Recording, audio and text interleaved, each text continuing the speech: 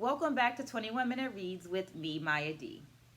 This is kind of like my virtual book club because in these 5 minute or so videos, I share with you my takeaways from my current reading. Right now, that is Hot Feet and Social Change. As a part of the Read 21 and 21 challenge, I'm reading 21 minutes per day, every day, as an action of self-love, as an investment into myself, and as a way of providing myself with some consistency in an ever-changing world. Make sure you join me for this journey by liking this video and subscribing to the channel. Having in mind that while I do have several decades of experience as both an educator and a performer, I'm not the know-all be-all for it. This book, I'm simply creating a space for dialogue. Well, this week I read pages 99 through 130, and let me get my notes so I can share my takeaways. Takeaway number 1, The Visionary. The quote reads, "To the extent that one can think of dance as language, Konte's years with Ballet Africain de Jabel Gay resulted in mastering several dance vocabularies with no apparent accent or disproportionate proficiency in one form over the other." While this quote speaks to the proficiency of Baba Assane of Conqueron in Washington, D.C., it also speaks to the proficiency of his director, Baba Jabel Gay.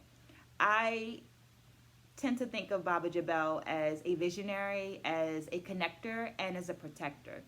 I'm not quite sure how old I was when I first met Baba Jabel, but I affectionately refer to him as the godfather of Assane Konte Dance Theater, which was where I grew up and trained, and that's because he often provided guidance and protection to us and our children, whether we were on the same continent or on different continents. And some of you know exactly what I mean. So it touches my heart in a very special way that his name is mentioned in this book, Baba Jabel Gay.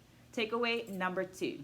Yanga is a dance choreography created by Mama Amaniye Payne, who was the then director of Muntu Dance Theater, and it is an example of dance as politics and dance as moving history, as it, one, subverts the negative connotation associated with black blood, referencing the one-drop rule, and offers the idea of one drop of gold, as Muntu states. It also pays homage and honors Yanga, who was an enslaved woman who is given credit for establishing the first town for freed people in the Americas in the year 1609. Takeaway number 3, Unity in Diversity. The quote reads, "That was the beauty of African dance.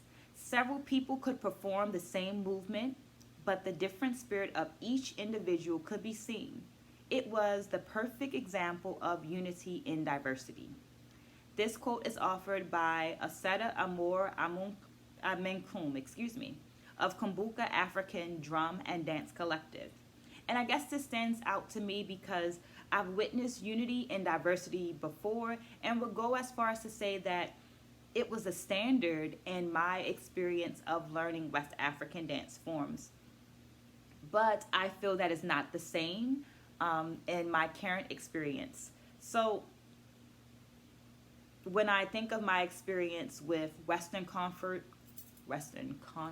dance forms in the realm of academia, it doesn't seem like this idea of unity in diversity is given in the beginning of the process, is cultivated or nurtured in the process. I've witnessed it as being something that is named as exceptional or classified as artistry, and something that is cultivated later in the dancer's experience. But once again, I'm only speaking from my experience, so please use that space below in the comments to let me know about your experience. It helps to broaden my knowledge, and it helps me to feel connected to us in this virtual space. Also, if you're interested in learning more about West African dance forms, please use the link in the details to do so. And in the meantime, stay blessed, spread a good word, and I'll see you next week.